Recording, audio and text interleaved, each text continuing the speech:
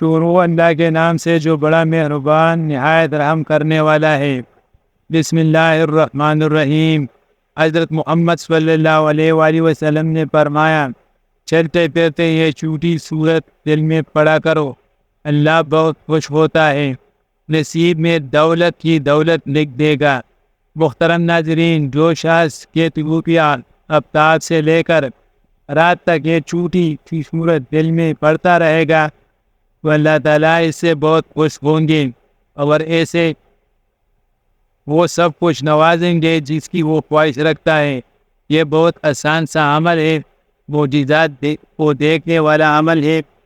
یہی خاص عمل ہے جو دولت کو پوری طور پر غیبی طریقے سے آپ کے پاس لانے والا عمل ہے۔ ایسا عمل ہے کہ ایک دن لوگوں نے یہ وظیفہ پڑھا اور صبح رزق کی دولت سے مالا مال ہو گئے۔ گھر میں کاروبار میں دولت کی ریل پیل ہو گئی، دولت کی برسات صبح سے ان کی زندگی میں شروع ہو گئی، دولت کی طوفانی بارش برس رہی ہے۔ پورے دن کسی بھی وقت یہ وظیفہ پڑھ کے صبح دیکھنا چاہتے ہو تو 5 منٹ کا یہ عمل کر کے آپ لوگ دیکھ لینا۔ تقدیر کے اگر بند تالے نہ کھل جائے تو پھر مجھے کہنا۔ تقدیر ایسے طریقے سے کھلے گی کہ آپ لوگ خود مجھے کہو گے کہ ہمارا یہ مسئلہ پیسوں کا تھا، رشتوں کا تھا، تکالیف کا تھا، گھریلو جھگڑوں کا تھا، اس کے علاوہ چاہے جو بھی مسئلہ تھا وہ حل ہو گیا۔ انشاءاللہ آج کا یہ عمل بہت ہی طاقتور عمل ہے، بے شک خود آزما کے دیکھ لو۔ آپ خود ہی یہ عمل ایک مرتبہ کر کے دیکھ لو، اپنی آنکھوں سے دیکھنا معجزات کو آتے ہوئے، اپنی آنکھوں سے دیکھنا ڈھیر و رزق دولت کو آتے ہوئے۔ جس کسی بہن بھائی کو یہ وظیفہ جس کسی کو بھی بتایا، اس کی زندگی میں پیسہ تو بھی حساب آیا ہی آیا، لیکن پھر اس پیسوں میں اتنی خیر و برکت، فضیلت اور وسعت پیدا ہوئی کہ وہ پیسے واپس کہیں گیا ہی نہیں۔ وہ پیسے ایسا آیا پھر کبھی گیا نہیں۔ ایسے تو آپ لوگوں نے کوئی نہ کوئی عمل یا کوئی وظیفہ لازمی کیا ہوگا، آپ کو پیسے ملے ہوں گے، یہ نہیں کہہ رہا کہ نہیں ملے ہوں گے، آپ نے وہ محنت اور کامل یقین سے کیا ہوگا تو آپ کو لازمی پیسے ملے ہوں گے۔ لیکن پھر کچھ وقت کے بعد، جیسے ہفتے یا مہینے بعد یا 2 مہینے بعد ختم ہو گئے ہوں گے۔ وہ وظیفہ ہے کہ پیسے اگر ایک مرتبہ آپ کے پاس آ جائے تو پھر جانے کا نام ہی نہیں لے گا۔ اس پیسے میں انشاءاللہ خوب برکت اور عافیت ہوگی، پیسوں کو آپ سے محبت ہو جائے گی، یہ سمجھ لینا پیسے آپ پر عاشق و مہربان ہو جائے گا۔ دولت کا اور پیسوں کا یہ بادشاہ عمل ہے، یہ بادشاہ وظیفہ ہے۔ اپنی زندگی میں جو بھائی بہن کہتے ہیں کہ ہمیں ڈھیر و پیسے چاہیے، غیبی مال و دولت چاہیے، پوری ڈھیر و رزق چاہیے، وہ کہتے ہیں کہ اگر ہم صبح کو یہ وظیفہ پڑھیں گے تو پھر شام کو رزق مل جائے گا، رات کو پڑھیں گے تو صبح سے پہلے ہی مل جائے۔ تو یہ وظیفہ آج ان تمام بہن بھائیوں کے لیے ہے جو ہمیشہ ایک شکایت کرتے ہیں کہ ہماری مالی پریشانی ختم نہیں ہو رہی، مالی مشکلات ختم ہونے کا نام ہی نہیں لے رہی۔ شوہر ہے وہ دیہڑی لگاتا ہے، دیہڑی بھی کبھی لگتی ہے تو کبھی نہیں لگتی، اگر جس دن لگ جائے تو 4 پیسے لے آتا ہے۔ وہ اتنے ہوتے ہیں کہ ایک وقت کا کھانا ہے تو دوسرے وقت بھوکے سو جاتے ہیں۔ انگستی سے پاکے ہیں، غربت ہے، لاچاری ہے۔ جو ویڈیو دیکھتے ہیں اتنی پریشانیوں میں ہیں، آپ سب لوگ میرے ساتھ سچے دل سے آمین ضرور کریے گا۔ آپ لوگوں کے لیے دعا مانگ رہا ہوں، آپ لوگوں کی تنگ دستیوں اور مشکلات کے لیے، کیونکہ یہ آمین کئی لوگ ایک ساتھ جب آمین کہتے ہیں نا میرے بھائیوں، تو کسی ایک کے دل سچے دل سے نکلی ہوئی آمین نے آپ کا کام ہو جاتا ہے۔ وہ سب مل کر آمین ضرور کہیے گا۔ میں ایک چھوٹی سی دعا کروں گا تمام لوگوں کے لیے، خاص طور پر جو ویڈیو دیکھ رہے ہیں۔ یہ اللہ، یہ میرے پیارے اللہ پاک، وہ بھائی جین تنگ دستے اور غریبی مصیبتیں جی رہے ہیں، ان کے پاس پیسے کی کمی ہے، رزق کی کمی ہے، مال و دولت کی کمی ہے، اولاد کی کمی ہے، یا اولاد تو ہے لیکن وہ فرمانبردار نہیں ہے۔ میرے مولا غیب سے ان کو دیر و رزق عطا فرما دے، ان کو دولت عطا کر دیں، ان کے پاس اتنا پیسہ آ جائے کہ جو میرے بھائی اس وقت یہ بھی دیکھ رہے ہیں، دولت اتنی آ جائے کہ وہ خود محلے بھر میں غریب اور مستحق لوگوں میں بانٹ کر تھک جائے۔ اور پھر بھی سمجھ نہ آئے کہ مزید مستحق افراد کہاں سے دیکھیں، لیکن دولت پھر بھی ختم نہ ہو۔ یہ میرے پروردگار، جو میرے بہن بھائی پریشان حال ہیں، اے میرے مولا پاک، تو ان کی بھی مدد کر دے، تمام دنیا کے مسلمانوں کی مدد کر دے، آمین۔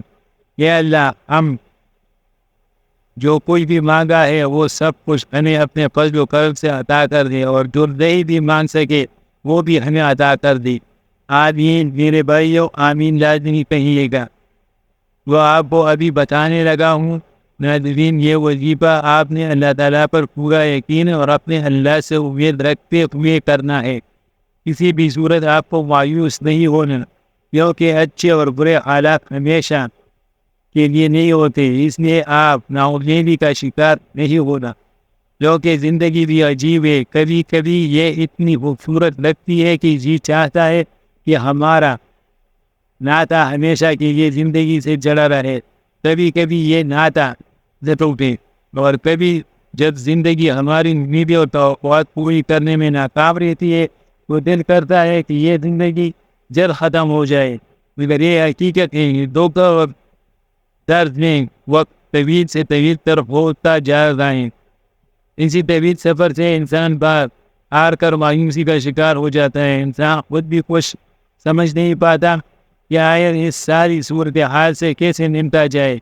انسان کی فطرت ایسی ہے کہ اسے زندگی میں سب کچھ اپنے مطابق چاہیے، سب اس کی مرضی اور منشا کے مطابق نہیں ہوتا ہے، وہ نا امید اور مایوس ہو جاتا ہے۔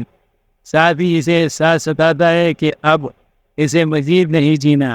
انسان بنیادی طور پر جلد باز واقع ہوا ہے، اسے اگر کچھ حاصل کرنا ہو تو وہ اس کے لیے توضع کرتا ہے، دعائیں مانگتا ہے، محنت کرتا ہے، مگر جب اس کی منشا کے مطابق اس کو پھل نہیں ملتا وہ تک جاتا ہے، اور اسی تکن میں وہ مایوس کے اندھیرے یہ اپنا وجود، اپنی امید اور اپنا یقین کھو بیٹھتا ہے۔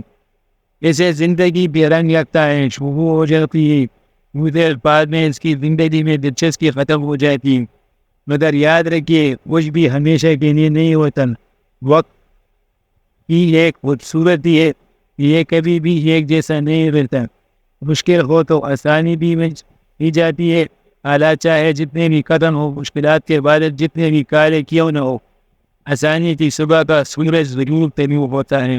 نہ دکھ سدا رہتا ہے اور نہ سکھ۔ ایسے ہی ناکامی اور کامیابی میں ہمیشہ کے لیے نہیں ہے۔ اس لیے سب سے اہم بات یہ ہے کہ انسان کو کبھی بھی مایوس نہیں ہونا چاہیے، بلکہ مشکلات کے آنے پر مایوسی کے اندھیروں میں بھی امید اور یقین کا چراغ جلاتے رہنا چاہیے، کیونکہ اگر انسان مایوسی کے اندھیرے میں امید کا چراغ جلاتا ہے تو اس کی روشنی انسان کے وجود کو منور کر دیتی ہے۔ اس روشنی سے انسان باطنی اور ظاہری طریقے سے مزید مضبوط ہو جاتا ہے۔ وہ سمجھ جاتا ہے کہ ناکامی اور مشکل وقت سب عارضی ہے، وہ اس حقیقت سے آشنا ہو جاتا ہے کہ یہ زوال، یہ مشکلات سب انسان کی ہمت کو جانچنے کے لیے قدرت نے پیمانے بنائے ہوئے ہیں، کیونکہ یہ بھی حقیقت ہے کہ انسان اپنی فتح اور کامیابی سے اتنا مضبوط نہیں ہوتا جتنا وہ اپنی زوال اور ناکامی سے مضبوط ہو جاتا ہے۔ حقیقت میں مشکل اور نامساعد حالات میں انسان کو اپنی خود کی پہچان ہوتی ہے، اور اسی عمل میں اسے اپنے وجود کا ادراک ہوتا ہے۔ انسان اپنی چھپی ہوئی خوبیوں کو جانچنے کے لیے مزید مضبوط ہوتا جاتا ہے، اسے اپنے سے وابستہ رشتوں کی پہچان بھی ہوتی جاتی ہے۔ وہ آسانی سے جان لیتا ہے کہ کون اس کے ساتھ مخلص ہے اور کون نہیں۔ انسان کے لیے مشکل وقت گزارنا بہت مشکل ہوتا ہے، اگر اس وقت کو مزید مشکل انسان کے اپنے منفی خیالات بناتے ہیں۔ انسان حقیقت میں اپنے خیالات کے ذریعے ہی یہ رحمان بن جاتا ہے، اور وہ سمجھتا ہے کہ وہ زندگی کے دور سے باہر ہو گیا ہے، اس کے دیگر ساتھی بھی بہت آگے نکل چکے ہیں اور وہ سب سے پیچھے اور سب کچھ ہار گیا ہے۔ منفی خیالات صورتحال کو مزید پیچیدہ کر دیتے ہیں اور انسان کی سوچ کو مزید الجھا دیتے ہیں۔ اس لیے اگر مشکل حالات آ جائے تو سب سے پہلے اپنے خیالات کو مثبت رکھیں۔ یہاں کوشش کرنی چاہیے کہ جو کچھ زندگی میں بہتر حاصل کیا اس کو یاد رکھا جائے تاکہ یہ محسوس کیا جا سکے کہ زندگی پر آپ پر کتنی مہربان رہی ہے. بڑی اس سوچ میں پیدا ہوگی کہ اس بار بھی زندگی مہربانی ہی کرے گی. ساتھ میں یہ سوچ بھی مضبوط رکھنی چاہیے کہ ہر طوفان آپ کی زندگی کو تباہ کرنے کے لیے نہیں آتا. کچھ طوفان آپ کے راستے صاف کرنے کے لیے بھی آتے ہی. ویس کے ساتھ ساتھ یقین بھی ہونا چاہیے کہ جس رب نے اس دنیا میں بھیجا ہے وہ کبھی بھی ہم سے غافل نہیں ہوتا. رب نے قرآن میں بھی انسان سے کچھ وعدے کیے ہیں اور بے شک سب وعدے سچ ہی. قرآن پاک میں ہے کہ ہر مشکل کے بعد آسانی ہے. پھر فرمایا کہ انسان کی ہمت سے زیادہ اس پر بوجھ نہیں ڈالا جاتا. اس لیے انسان جب امید اور یقین کا دامن تھام لیتا ہے تو یہ احساس اس کے وجود میں غیر کر جاتا ہے کہ امید اور یقین ہی وہ واحد سہارے ہیں جن کے ذریعے وہ اپنی مشکل اور ناپسندیدہ حالات سے نبردما ہو سکتا ہے. حقیقت میں امید اور یقین کا چراغ بہت ہی خوبصورت اور قیمتی چیز ہے. یقین جانیے یہ چراغ ایسا ہے کہ جو کسی بھی مرد مردہ وجود اور بے جان خواہشات کے اندر ایک نئی روح پھونک دیتا ہے. اس طرح کی روشنی اتنی خوبصورت اور معطر ہے کہ انسان اس کی خوبصورتی سے خود کو پرنور محسوس کرتا ہے. کیونکہ اس کی روشنی اپنے اندر ایک خاص جادوئی طاقت رکھتی ہے اور اس جادوئی طاقت کے ذریعے انسان کی سب مایوسی اور پریشانی ختم ہو جاتی ہے. اس لیے مشکل حالات کو اپنے رویے سے مشکل ترین نہ بنائیے بلکہ امید اور یقین کو تھام کر رکھیں گے. وہ ہر مشکل سفر بآسانی کر سکیں گے. کیونکہ قرآن پاک میں ارشاد ہوا ہے ترجمہ تم فرمائے میرے وہ بندو جنہوں نے اپنی جانوں پر زیادتی کی ہے اللہ کی رحمت سے نا امید نہ ہو. بے شک اللہ سب گناہ بائی دیتا ہے. بے شک وہی بچنے والا مہربان ہے. اس میں اللہ تعالیٰ نے بندوں پر اپنی کامل رحمت فضل اور احسانات کا بیان فرمایا ہے. چنانچہ ارشاد فرمایا ہے کہ اے حبیب صلی اللہ علیہ وآلہ وسلم آپ فرما دیں کہ اللہ تعالیٰ ارشاد فرماتا ہے اے میرے بندو جنہوں نے کفر کیا اور گناہوں میں مبتلا ہو کر اپنی جانوں پر زیادتی کی تم اللہ تعالیٰ کی رحمت سے مایوس نہ ہونا اور یہ خیال نہ کرنا کہ ایمان قبول کر لینے کے بعد سابقہ کفر و شرک پر تمہارا معاہدہ ہوگا. بے شک اللہ تعالیٰ اس کے سب گناہ بخش دیتا ہے. وہ اپنے کفر سے باز آ جائیں اور اپنے گناہوں سے سچی توبہ کر لیں. بے شک وہی گناہوں پر پردہ ڈال کر بخشنے والا اور مصیبتوں کو دور کر کے مہربانی فرمانے والا ہے. اس آیات کی شان نزول کے بارے میں متعدد روایات ہیں. ان میں سے ایک یہ ہے کہ حضرت عبداللہ بن عباس رضی اللہ تعالیٰ عنہ فرماتے ہیں مشرکوں کے کچھ آدمیوں نے بارہا قتل و زنا کا ارتکاب کیا تھا. یہ لوگ نبی کریم صلی اللہ علیہ وآلہ وسلم کے بارگاہ میں حاضر ہوئے اور کہنے لگے کہ جو کچھ آپ فرماتے ہیں وہ باتیں تو بہت اچھی ہیں لیکن ہمیں یہ معلوم ہو جائے کہ کیا ہمارے اتنے سارے گناہوں کا کفارہ ہو سکتا ہے. اس پر یہ آیت نازل ہوئی اور وہ جو اللہ کے ساتھ کسی دوسرے معبود کی عبادت نہیں کرتے اور اس جان کو ناحق قتل نہیں کرتے جسے اللہ نے حرام فرمایا ہے اور بدکاری نہیں کرتے. اور یہ آیت نازل ہوئی ترجمہ کنز العرفان تم فرماؤ یہ میرے وہ بندو جنہوں نے اپنی جانوں پر زیادتی کی اللہ کی رحمت سے مایوس نہ ہونا. اس لیے ہمیں اللہ تعالیٰ کی رحمت اور مغفرت سے مایوس نہیں ہونا چاہیے. اس آیات سے معلوم ہوا کہ بندے سے اگرچہ بڑے بڑے اور بے شمار گناہ صادر ہوئے ہوں اللہ سے اللہ تعالیٰ کی رحمت اور مغفرت سے مایوس نہیں ہونا چاہیے کیونکہ اللہ تعالیٰ کی رحمت بے انتہا وسیع ہے اور اس کی بارگاہ میں توبہ کی قبولیت کا دروازہ تب تک کھلا رہے جب تک بندہ اپنی موت کے وقت غرغرہ کی حالت کو نہیں پہنچ جاتا. اس وقت سے پہلے بندہ جب بھی اللہ تعالیٰ کی بارگاہ میں اپنے گناہوں سے سچی توبہ کر لے تو اللہ تعالیٰ اپنے فضل و رحمت سے اس کی توبہ قبول کر دیں اس کے سب گناہ معاف فرما دے گا. اللہ تعالیٰ کی رحمت اور مغفرت کی تو کیا بات ہے. چنانچہ حضرت انس بن مالک رضی اللہ تعالیٰ عنہ سے روایت ہے نبی کریم صلی اللہ علیہ وآلہ وسلم نے فرمایا اللہ تعالیٰ ارشاد فرماتا ہے یہ انسان جب تک تو مجھ سے دعا کرتا ہے اور امید رکھتا ہے رہے گا میں تیرا گناہ بخشتا رہوں گا، چاہے اس میں کتنے ہی گناہ ہو، مجھے کوئی پرواہ نہیں۔ یہ انسان اگر تیرے گناہ آسمان تک پہنچ جائے صرف تو بخشش مانگے تیرے بھائی دوں گا، مجھے کوئی پرواہ نہیں۔ یہ انسان اگر تو زمین پر گناہ بھی میرے پاس لے کر آئے لیکن تم نے شرک نہیں کیا ہو، میں تمہیں اس کے برابر بھائی دوں گا۔ اس آیت کا مفہوم مزید وضاحت سے سمجھنے کے لیے امام غزالی رحمۃ اللہ یہ کلام جنائزہ فرمائے جو سرتا کا گناہوں میں ڈوبا ہوا ہو، جب اس کے دل میں توبہ کا خیال پیدا ہو، شیطان اس سے کہتا ہے کہ ہماری توبہ کیسے قبول ہو سکتی ہے، وہ احتیاط سے اللہ تعالیٰ کی رحمت سے مایوس کر دیتا رہے۔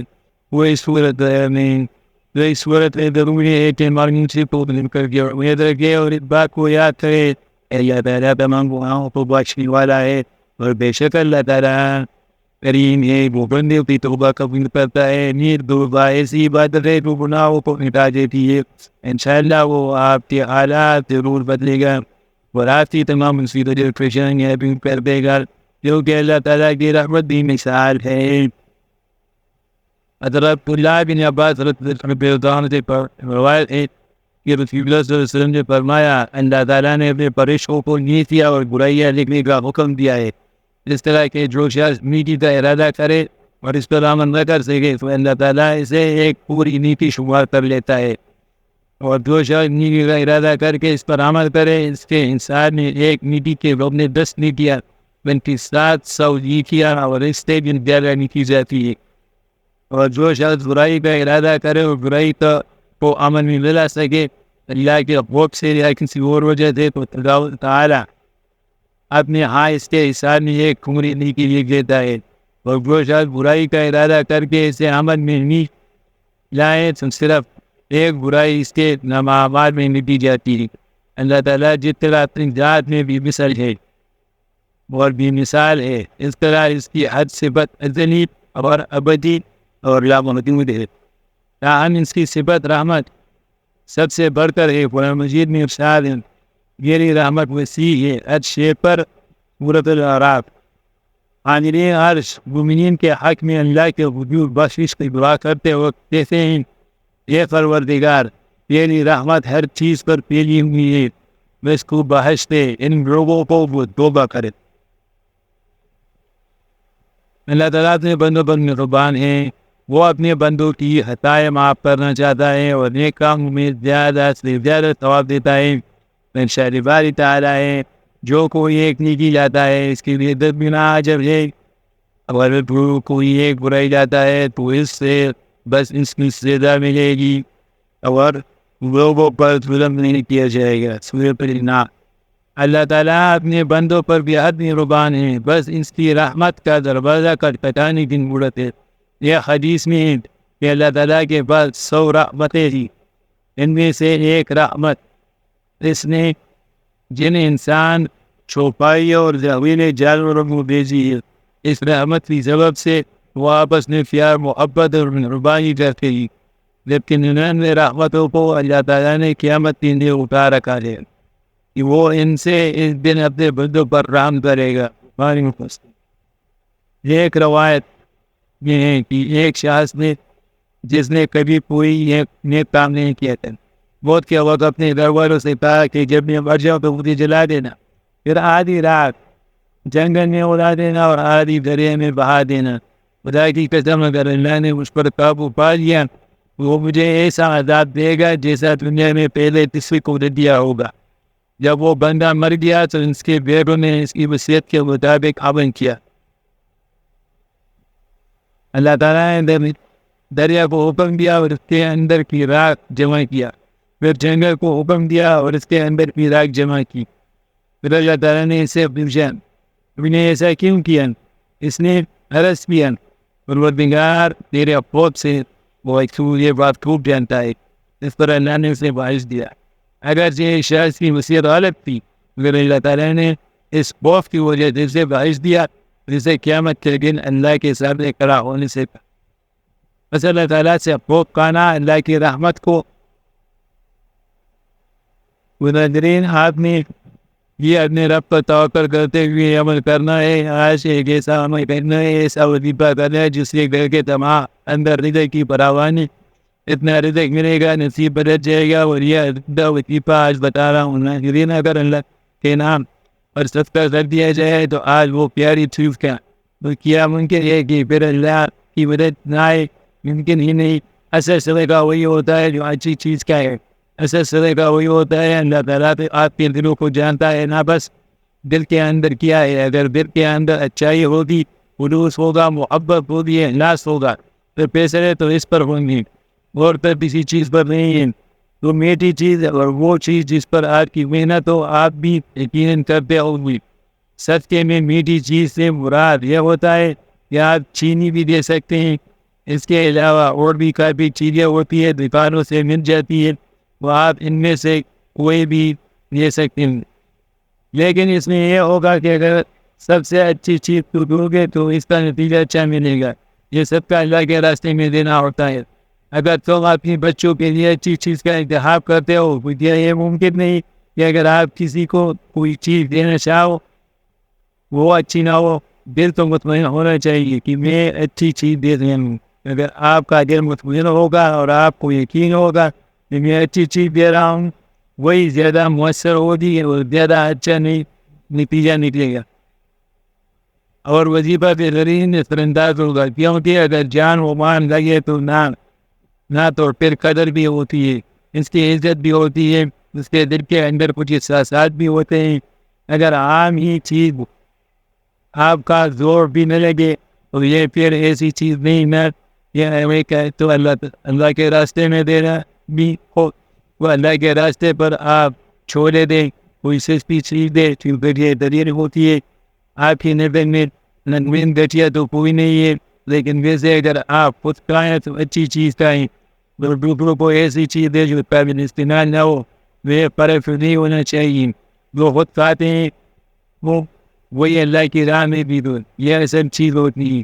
اللہ نے وہ چیزیں نہیں دیکھنی، آپ کا اخلاص دیکھنا ہے، آپ کا ایمان اور یقین دیکھنا ہے کہ اس کے اندر خلوص کتنا ہے، اخلاص کتنا ہے، محبت کتنی ہے، اس کے اندر میرے لیے پیار کتنا ہے.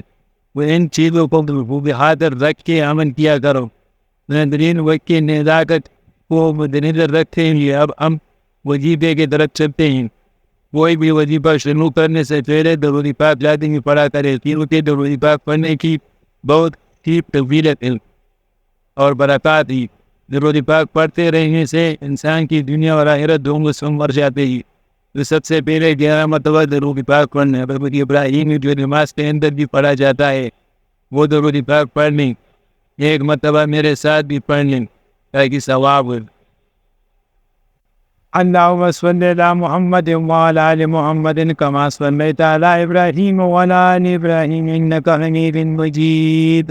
اللهم بارك على محمد وعلى آل محمد كما باركت على إبراهيم وعلى آل إبراهيم إنك حميد مجيد. یہ درود پاک پڑھنے کے بعد آپ نے سورۃ الانبیاء آیت نمبر 87 ہے، لا الہ الا انت سبحانک انی کنت من الظالمین. اس کو آپ نے 33 مرتبہ پڑھنے کے بعد اللہ کے 2 نام یا غنی یا مغنی، یا غنی یا مغنی، اس کی ایک تسبیح آپ نے پڑھنی ہے 100 دانوں والی، اور 2 ناموں کو ملا کر پڑھنا ہے. اس کے بعد 7 مرتبہ سورۃ کوثر پڑھنی ہے، ناس بہنا کل کوثر پسور ربک وانہار نشان کو ورتر، اور آخر میں پھر 11 مرتبہ درود پاک پڑھ کر دعا مانگ لینی ہے. اور کوشش کرے کہ چلتے پھرتے جب بھی آپ کو وقت ملے سورۃ کوثر کا وقت کرتے رہنا کریں. تو یہ عمل آپ نے کرنا ہے. دیکھنا کیسے اللہ تعالیٰ آپ کے نصیبوں کو کھول دے گا، آپ کے رزق کے دروازوں کو کھول دے گا. آپ کو اللہ پاک وہاں سے رزق عطا کرے گا جہاں سے آپ تصور بھی نہیں کر سکتی. قرآن پاک کا فیصلہ ہے اللہ پاک پر. پھر جب رزق دینے پر آتا ہے تو وہاں سے رزق ملتا ہے جہاں آپ کی گمان بھی نہیں کر سکتی. یہ قرآن کہتا ہے. وہ اس لیے اللہ ایک طاقت کا نام ہے، پوری کائنات کا خالق، مالک اور رازق ہے. اللہ وہ ہے جس نے ہم سب کو بنایا ہے. یہ طاقت ہے میرے اللہ کی. یہ آدم علیہ السلام سے لے کر کتنی کائنات کو بنایا، 18,000 مخلوقات ہیں اس کائنات میں، اور ساری مخلوقات میں سب سے افضل، سب سے اعلیٰ انسان ہے، شان رتبے کے لحاظ سے، عزت کے لحاظ سے، اس قدر قیمت کے لحاظ سے، اور اللہ کو سب سے زیادہ پیار اپنے اس بندے سے ہے۔ تو آپ کو بھی پیار ہونا چاہیے، آپ کو بھی محبت ہونی چاہیے، آپ کو بھی اپنے اللہ سے عشق ہونا چاہیے۔ دنیا میں ایک دوسرے سے لوگ کرتے ہیں، یہ جھوٹا ہے، اصل وہ ہے جس سے منزل ملتی ہے۔ اللہ رب العزت ہم سب کو امن کی توفیق عطا فرمائے، آمین۔ ناظرین، گزارش ہے کہ اللہ تعالیٰ نے ان میں ناموں میں سے کوئی ایک نام کمنٹ میں لکھ کر ضرور شیئر کی۔ اللہ ہم سب کا حامی اور ناصر ہو، آمین۔